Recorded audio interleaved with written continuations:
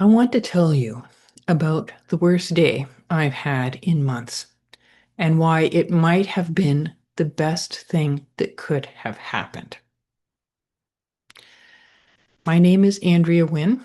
I'm a Diamond Heart leadership coach. And last Friday, I made what felt like a catastrophic mistake in my court case against a $14.5 billion corporation. This is a story of how pressure creates diamonds and why I'm inviting you to discover your own diamond heart. Okay, so little background. For the past 9 months, I've been battling Caprit, Canada's largest landlord, over smoke infiltration in my non-smoking building. It has depleted me completely. But it's also been teaching me something profound about the Diamond Heart path. So let me back up. I just came out of a 2-week spiritual retreat in late December. And during that retreat, I did deep soul art journeys, the same process that I've been using with coaching clients for over 10 years. And 3 images emerged from my soul art: a purple heart, a diamond, and amazing, beautiful, exquisite rose. These images gave me language for what I have been living. Diamond heart leadership. The capacity to be both clear and kind, fierce and loving, courageous and also compassionate. So I emerged from that retreat with crystal clarity about my path. And then last Friday happened. I'm telling you, it was incredible. So I want to be present. This is not something that I feel great talking about. So Friday was supposed to be my closing arguments for the court case. Finally, closure. And I was prepared. I was keyed up. I was ready. And then the adjudicator at the beginning realized that between Capri and I, that there were 14 cases that were being referenced in our closing arguments. And so she asked me how many, and then she asked me to provide my legal case citations right then in that moment. So I had prepared this document that I had intended to send to her after the closing arguments to help her so that she would have a very clear idea of my case law, the citations, how I was using them. And so then she wants us to take a 10-minute break to review all these cases and to decide if we need to adjourn and allow everyone time to read the cases before proceeding. So this is what I did wrong. Instead of just sending a list of the cases that I was using, I sent my full strategic document. It was complete with the quotes that I was using and how I was using, how my plan was to use them in my arguments. And yes, this document, she had asked me to send it to the Capri lawyer person as well. So I effectively handed my opponent my entire playbook. So we'll just take a moment to let the information land of what I did in that moment. In a moment of a bit of confusion and fuzziness, I sent my strategic playbook to Capri. So when we came back after the 10 minutes, you can probably guess, Capri said that they wanted to adjourn to give them time to study my cases. And honestly, the adjudicator, she also said that she wanted time to study all the cases. So although she did ask me what my vote was, which my vote was to continue that day, obviously I had to support that the other two, especially herself, wanted to read all the cases before continuing. So the hearing got rescheduled for the following week, which meant that Caprit now had 7 full days to prepare counter arguments to everything that I was planning to say. So I was devastated. I felt shocked, ashamed, incompetent. I was feeling really hard on myself. How could I have made such a fundamental error at such a crucial point in this case? That afternoon, my body told the story my mind could not yet see. I had this horrible headache on the left side. My chest was so tight. My neck was tense. And I just had this complete nervous system activation. I was in shock, literally, after that call, this aborted hearing session last Friday. And so that evening, I did something that changed everything. I gathered my inner family, the different aspects of myself that hold different wisdom in my inner world. And honestly, this is where things got interesting. So one of the inner players in my inner world is someone known as Baby Vuslu, a gentle young part. And another is Buddha Mother Lochana, who taught me to care for overexposed parts. And there's Blue Sarasvati, the fierce mother of creative flow. And then there's my little Street Fighter boy, my protector who does not like giving opponents the advantage. So I'm sitting down, talking, conversing with them. And one by one, they spoke. And what they said was this: what if this wasn't a mistake? What if this was pressure creating the true diamond that I want to be? What if you just got handed the opportunity to prepare a case that is so clear, so strong, so irrefutable that even with all your cards on the table, they cannot defeat it? So Baby Vooslu said, your intention with that document was transparency. That's what I wanted to give the adjudicator after my arguments. So that is a diamond-like quality, he said. It's the opposite of Caprit's strategy, which is to make things as murky as possible so that they can get away with all of their bad behavior, all the harms that they have caused.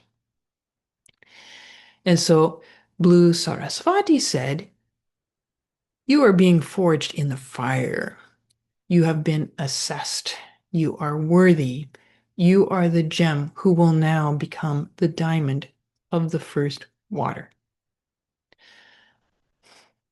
A diamond of the first water. It's a term that my friend Paul introduced me to recently. And interestingly, when I looked through, I've seen that it's not the first time that a diamond of the first water, this language, was shared with me, but I didn't understand it the first time I heard it. So now, what is the diamond of the first water? It's an old gemological term for diamonds of the absolute highest quality and clarity, so pure that when immersed in water, they appear like pure water itself. They disappear. So the pressure, it wasn't destroying me. It was creating clarity that I couldn't have found any other way. So here is what I learned.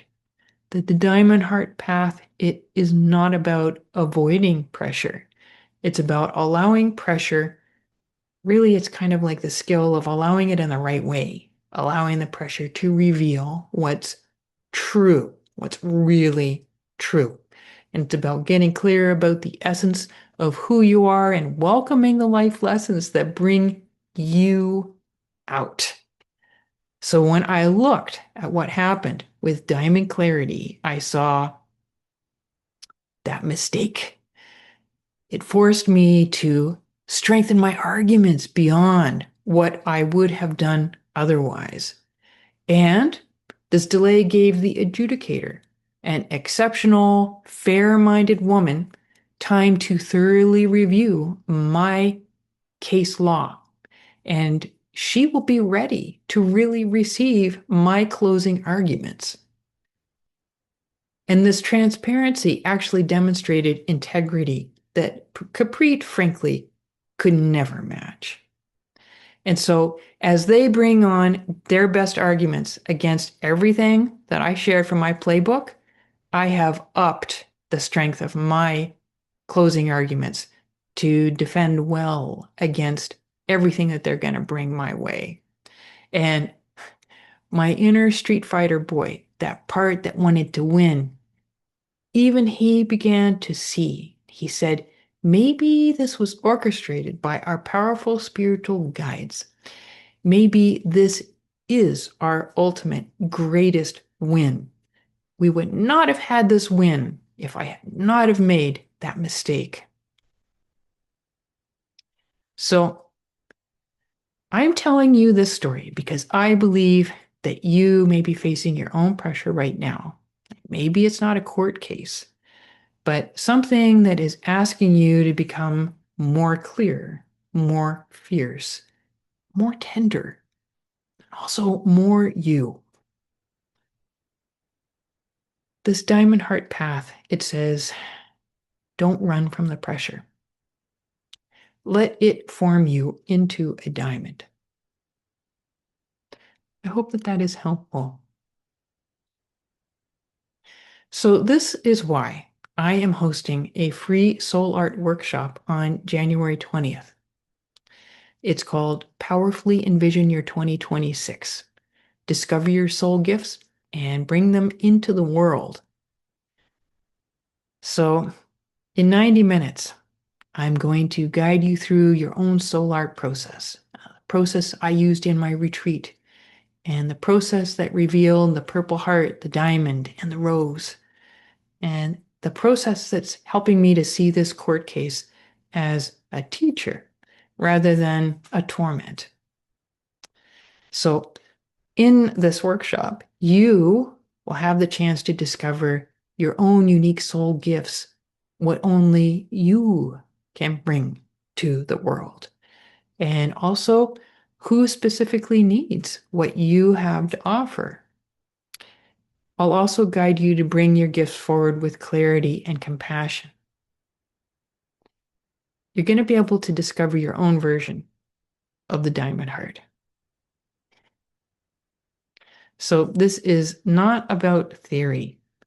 This is the actual process that I've been using for over 10 years with coaching clients, everywhere from business leaders to academics to entrepreneurs to spiritual seekers. And it is the process that is carrying me through the most challenging period of my life. So here's what you would need to know. That first of all, the workshop is free. It's 90 minutes. It's on Tuesday, January the 20th at 6:30 p.m. Eastern. There's going to be a replay for anybody that can't make it live. You're going to need paper, colored markers, and quiet space, and no artistic talent is required. This is simply allowing your soul to respond through creative expression. So it does not need to be beautiful. It's just going to be very real for you. So the link to register is in the description below, and I'll pin it in the comments. If you can't attend live, register anyway, because you'll get the replay. So I am doing this because I believe that your gifts matter. I believe that the pressure that you're feeling right now is forming you into something extraordinary. And I believe the world needs your diamond heart. Having a little bit of support, a little bit of guidance can be so helpful for moving through the process, through this birthing process, um, in a much better way. So the diamond heart path, it's not easy. It asks us to stay present with pressure instead of numbing out, to let ourselves be formed instead of staying rigid, and to bring both the fierce clarity and the tender compassion into your process, into your life expression. That combination of the fierce clarity and the tender compassion, there is nothing sweeter than that. But here's what I know, that when you discover your gifts with diamond clarity, and when you learn to hold yourself tenderly while you do hard things, and when you bring both fierce and loving, you become unstoppable. So please, I invite you to join me January the 20th. Let me guide you through the soul art process that has changed my life. And let's discover your diamond heart together. The link is right below this video, and I look forward to seeing you there. Have a great weekend, everyone.